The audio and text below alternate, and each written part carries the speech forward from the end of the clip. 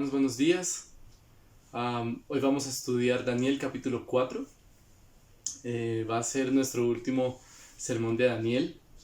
En estos días seguramente escucharán un anuncio sobre la nueva serie de predicaciones que vamos a comenzar de ahora en adelante. Entonces, vamos a estudiar Daniel 4, va a ser nuestro último sermón del libro de Daniel.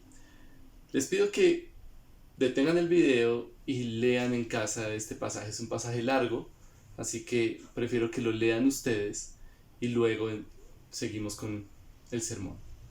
Detengan el video y continuamos. Vamos a orar. Padre eterno, te ruego que nos guíes.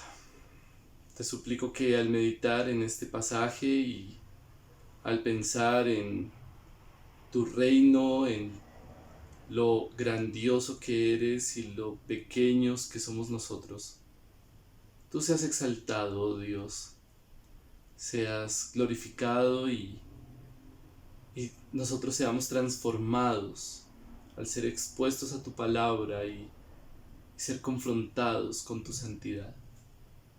Obra en nosotros, oh Dios, acaba en nosotros cualquier forma de orgullo delante de ti. Y permítenos reconocer y tener noción permanente de tu reino todo el tiempo. En el nombre de tu Hijo te pido esto. Amén.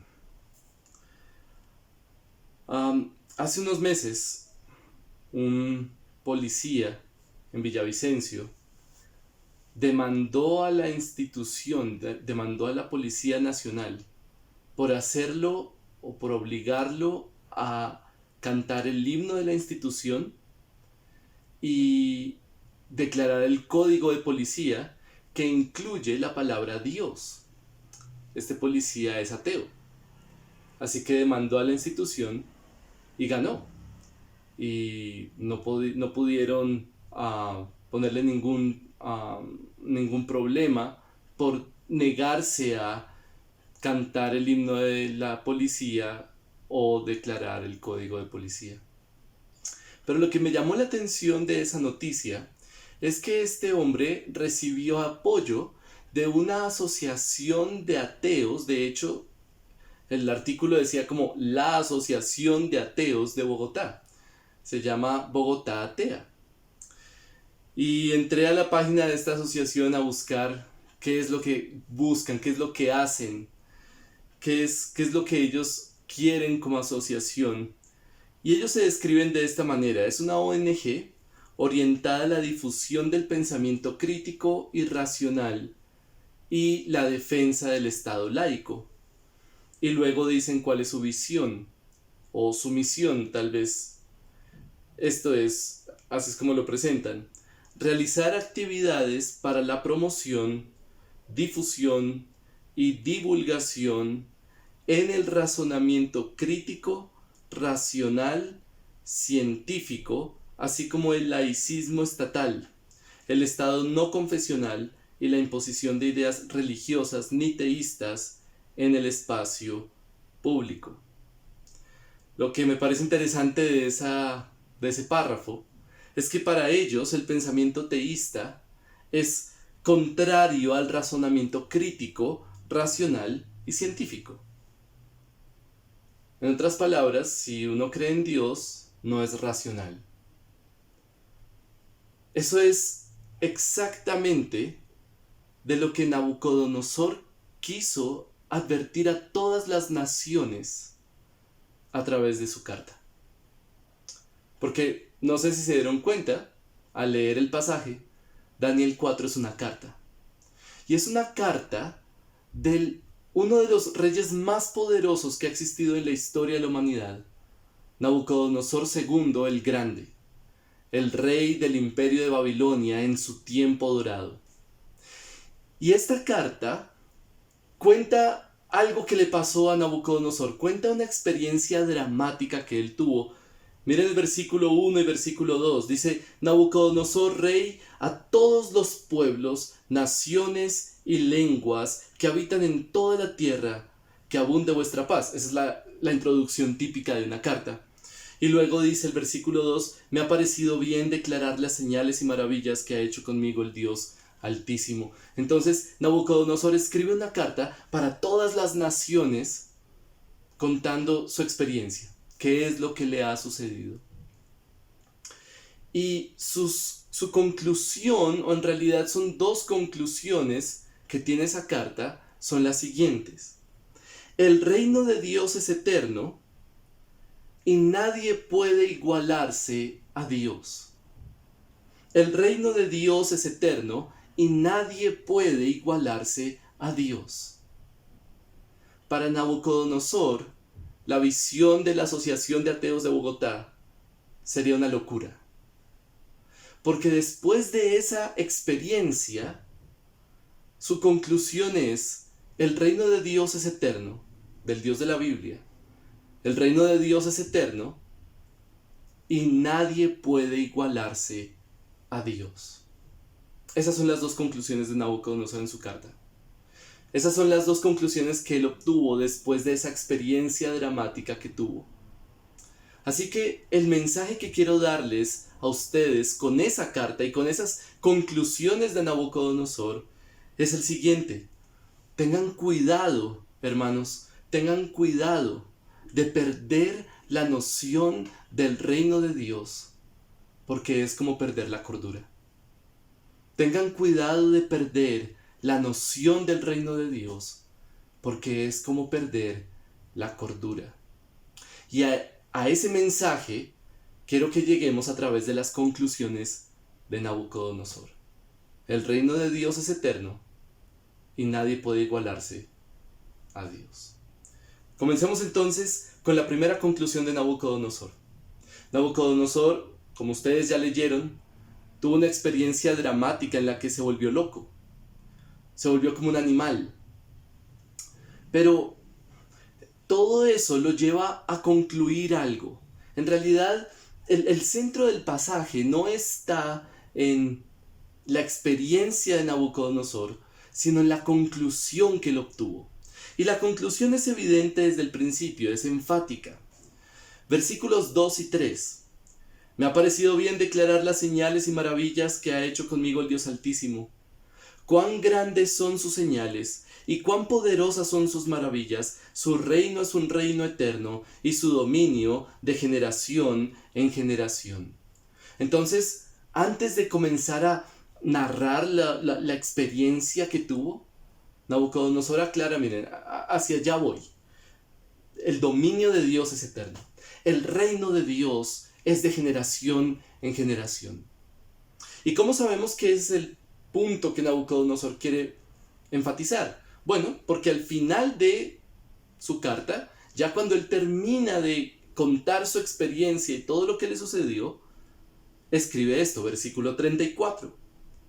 Pero al fin de los días, yo, Nabucodonosor, alcé mis ojos al cielo y recobré mi razón. Y bendije al Altísimo y alabé y glorifiqué al que vive para siempre, porque su dominio es un dominio eterno y su reino permanece de generación en generación. Nabucodonosor sabía que todo esto venía de Dios, porque, como ustedes leyeron, Daniel le interpreta el sueño a Nabucodonosor y le dice qué es lo que va a pasar y qué es el decreto del Dios Altísimo. De manera que cuando todo esto sucede, la conclusión de Nabucodonosor es, verdaderamente este Dios es asombroso. Su reino es eterno y su dominio de generación en generación. ¿Notaron la repetición? Versículo 3, versículo 34. La carta comienza diciéndonos, Dios, el reino de Dios es eterno. La carta termina diciéndonos, el reino de Dios es eterno. De manera que lo que Nabucodonosor quiere decir con toda esa experiencia, contándonos acerca de su sueño, cómo Daniel interpreta el sueño y luego cómo ese sueño se vuelve realidad, todo lo que quiere decir es, el reino de Dios es eterno. Ahora, ¿qué significa eso? ¿Cómo así que el reino de Dios es eterno? ¿Qué es lo que él quiere expresar con eso? Porque sí, sabemos que Dios es eterno. Dios no tiene un inicio, Dios no tiene un final. Pero ¿cómo eso se aplica a la experiencia de Nabucodonosor?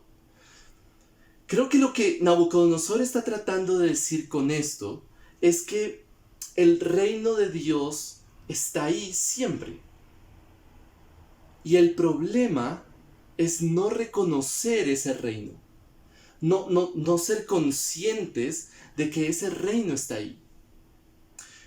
Cuando Nabucodonosor dice el reino de Dios es eterno, lo que creo que está diciendo es Dios siempre está reinando. Todo el tiempo. Y la razón por la que creo eso es el versículo 32. El versículo 32 nos dice lo que Dios le dijo a Nabucodonosor en el momento en que lo volvió loco. Dice, y serás echado de entre los hombres, y tu morada estará con las bestias del campo. Te darán hierba para comer como el ganado, y 7 tiempos pasarán sobre ti hasta que reconozcas, aquí está como el propósito de Dios al hacer esto con Nabucodonosor, hasta que reconozcas que el Altísimo domina sobre el reino de los hombres y que lo da a quien le place.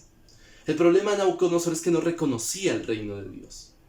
Entonces, cuando todo esto sucede, su conclusión es, el reino de Dios es eterno.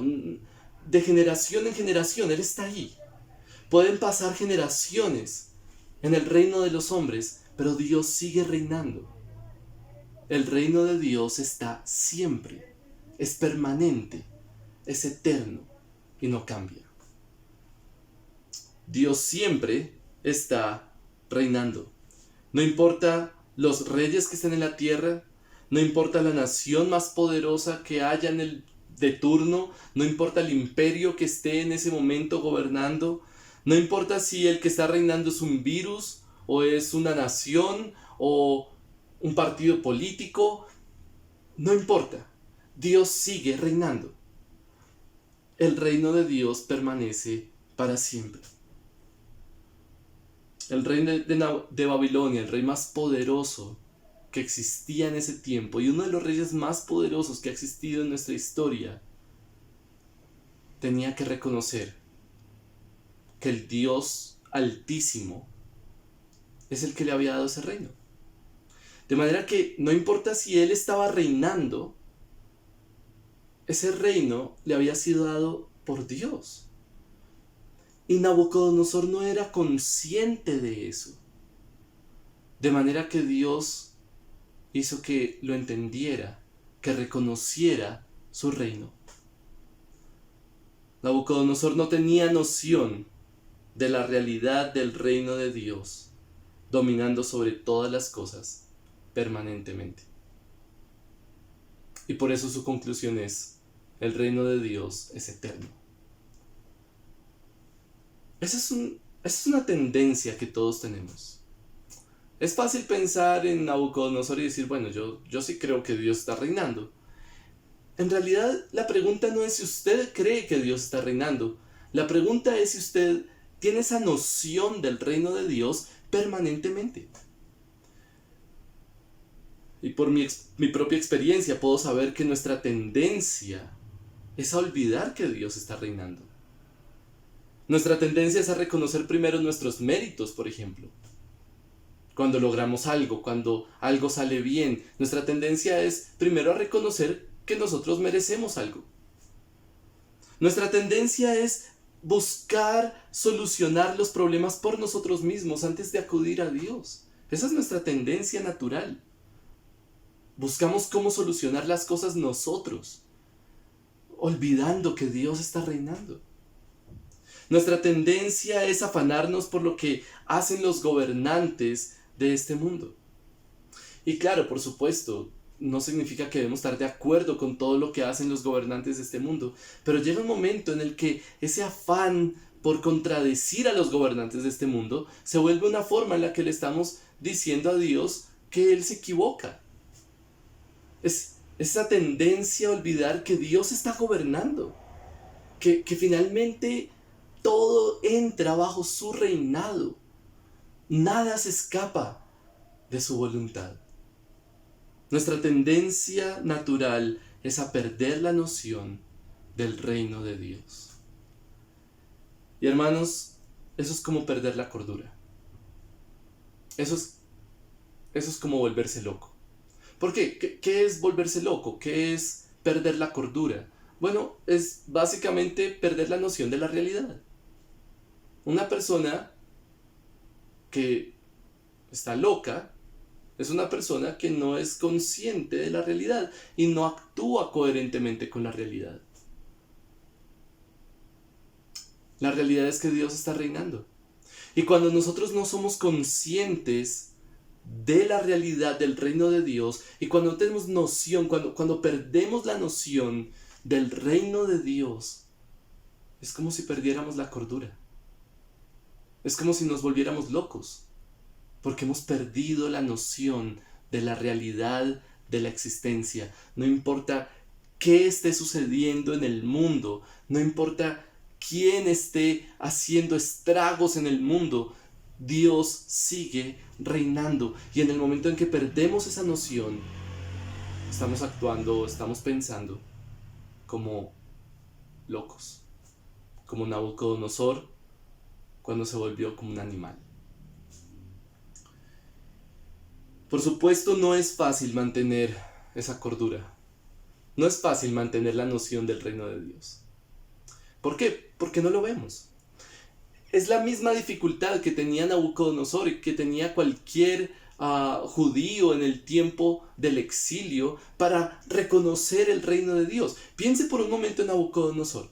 Nabucodonosor destruyó Jerusalén, destruyó el templo de Dios, destruyó al pueblo de Dios, exilió al pueblo de Dios, está gobernando sobre el pueblo de Dios. ¿Cuál es la conclusión lógica? Pues Dios ya no está reinando. Esa es la conclusión lógica. Para Nabucodonosor iba a ser muy difícil reconocer el reino de Dios cuando no había reino. Cuando el reino de Dios estaba destruido, en la tierra por lo menos. El pueblo de Dios exiliado, el templo de Dios destruido. Nabucodonosor no podía ver el reino de Dios. Y es la misma dificultad que nosotros tenemos hoy. Nosotros creemos en el reino de Dios, pero vemos las noticias, vemos lo que está pasando en nuestra nación y en las naciones, y es muy fácil preguntar, ¿y dónde está el reino de Dios? ¿Cómo puede ser que todo este caos esté bajo el reinado de Dios? Y si usted tiene esa pregunta, es una pregunta legítima. Es una pregunta real. Porque el reino de Dios no es visible en este momento. Por eso es que necesitamos el Evangelio. El Evangelio de Jesucristo es lo que nos aterriza. Si usted quiere tener noción del reino de Dios, usted necesita recordar el Evangelio una y otra vez. El Evangelio es lo que pone nuestros pies en la tierra. Porque nos recuerda que Jesucristo resucitó y que es un hecho histórico que nada puede cambiar. Y que Jesucristo, al resucitar de entre los muertos, asciende a la diestra del Padre y está reinando hoy. El Evangelio nos hace recordar que Dios ya ganó y que por más de que hay un montón de caos en nuestro mundo, finalmente el Evangelio nos da la seguridad, el piso para decirnos, Dios está reinando y un día ese reino lo vamos a ver físico en esta tierra. Solo hay que esperar. Si no recordamos el Evangelio, si no predicamos el Evangelio en nuestra alma día tras día, vamos a perder la noción del reino de Dios. Vamos a caer en la locura de olvidar que Dios está reinando. La única forma en la que podemos ser conscientes de ese reinado es por medio del Evangelio. Por eso es que la iglesia es la comunicación de que existe el reino de Dios. Porque somos una comunidad basada en el Evangelio, que proclama el Evangelio, que vive el Evangelio, y de esa manera comunicamos a otros, el reino de Dios es una realidad. Es la realidad. Necesitamos el Evangelio para ser conscientes del reino de Dios. Así que la primera conclusión de Nabucodonosor es: el reino de Dios es eterno. Eso nos lleva a entender, eso nos lleva a pensar que perder la noción de ese reino Olvidar que el reino de Dios es real es como perder la cordura. Todo esto, todo lo que pasa en nuestro mundo es una dificultad para recordar que el reino de Dios es real. Pero hay una dificultad más profunda, más compleja que eso. Y es más profunda porque está en nosotros mismos. No solamente las cosas que pasan en este mundo nos hacen olvidar que Dios está reinando, sino que hay algo en nosotros mismos que nos hace olvidar que Dios está reinando. Y eso es más complejo incluso que lo primero, y es nuestro orgullo. De ahí quiero pasar a la segunda conclusión de Nabucodonosor. Después de toda su experiencia tan dramática como fue, su conclusión es: el reino de Dios es eterno, y segundo, nadie puede igualarse a Dios. El problema de Nabucodonosor no era simplemente que él ignorara el reino de Dios. Sí, él era ignorante del reino de Dios. Pero ese no era su problema principal. Su problema principal era una arrogancia impresionante. Tanto así que en el capítulo 3, Nabucodonosor construye o edifica una estatua, que seguramente era una estatua de él mismo, para que todos la adoraran. Era un megalomaniaco. Y cuando llegamos al capítulo 4, él mismo nos dice qué es lo que él sentía en su corazón. Versículo 29.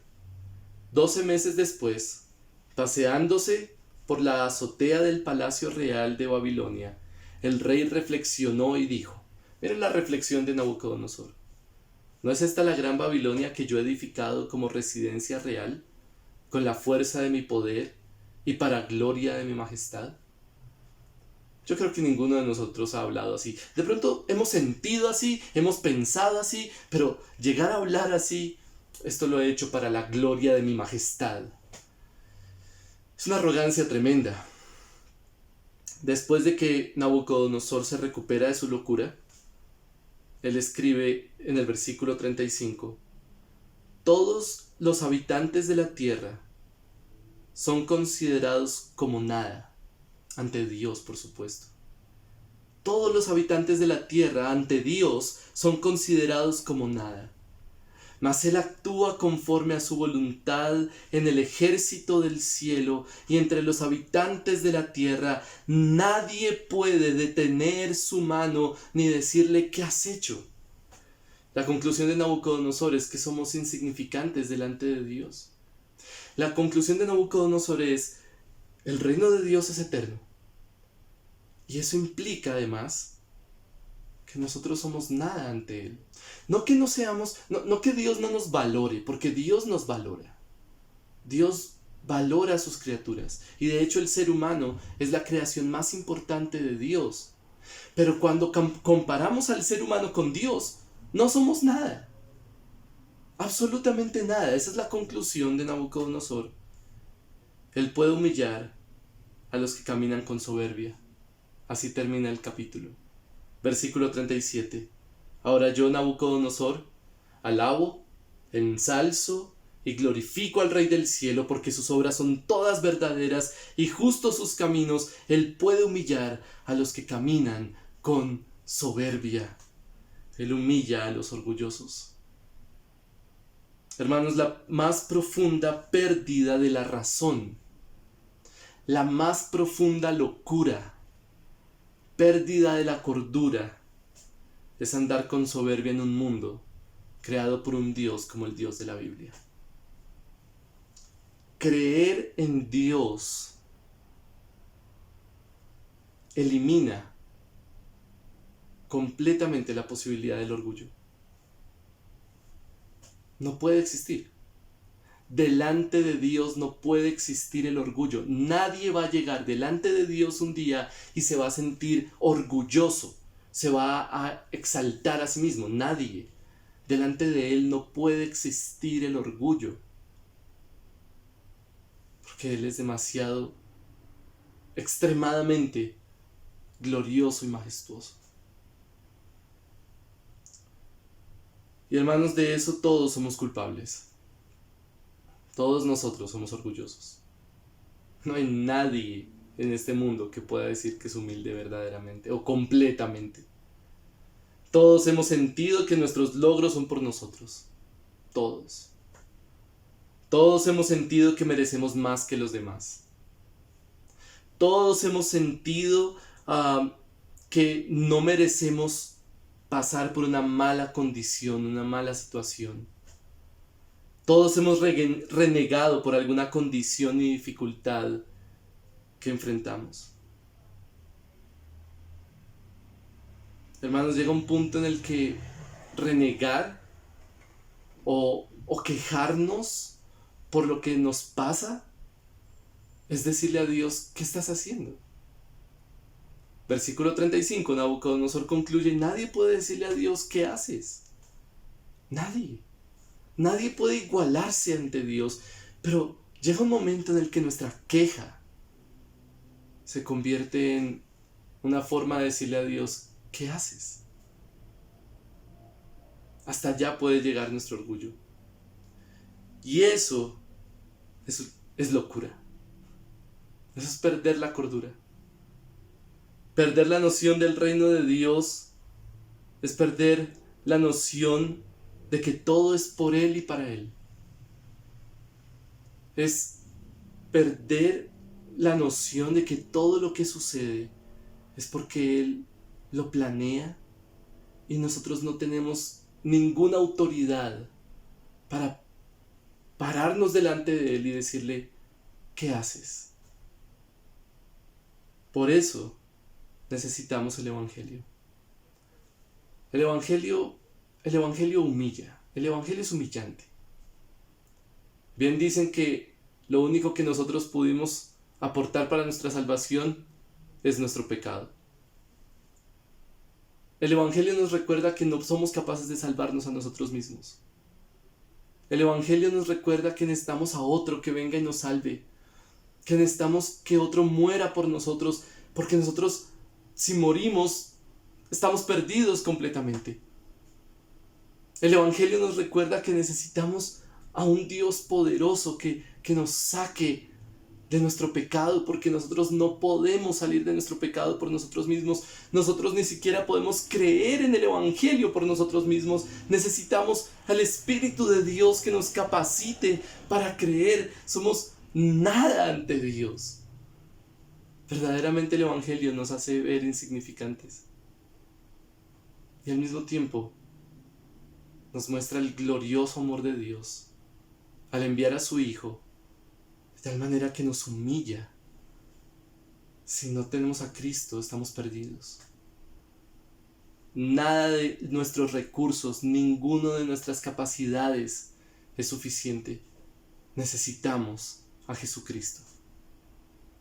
Así que necesitamos el Evangelio.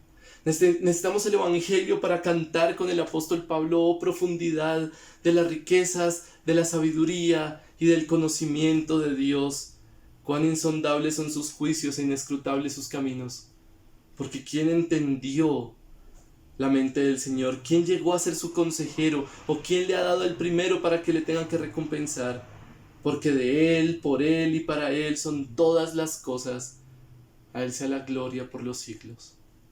Ese pasaje me fascina porque es Pablo, después de meditar en todas las profundidades de las misericordias y del Evangelio de Dios para con nosotros por medio de Jesucristo. Su conclusión final es: Dios es asombroso, es esa humildad, esa humillación ante Él. Es imposible entender la mente de Dios. Es la misma condición de humillación de Nabucodonosor después de ser enloquecido y darse cuenta, el Dios Altísimo merece toda la gloria. Ahora yo vivo para glorificarlo a Él, ahora vivo para ensalzarlo, para exaltarlo, porque Él es digno de toda adoración. Él humilla a los soberbios. El Evangelio nos pone los pies en la tierra, hermanos. No necesitamos llegar al extremo de volvernos locos como bestias para darnos cuenta que necesitamos de Dios. Y si usted está escuchando este mensaje y usted no cree en Jesucristo, le pido tenga cuidado de no tener en cuenta el reino de Dios, porque es como perder la cordura.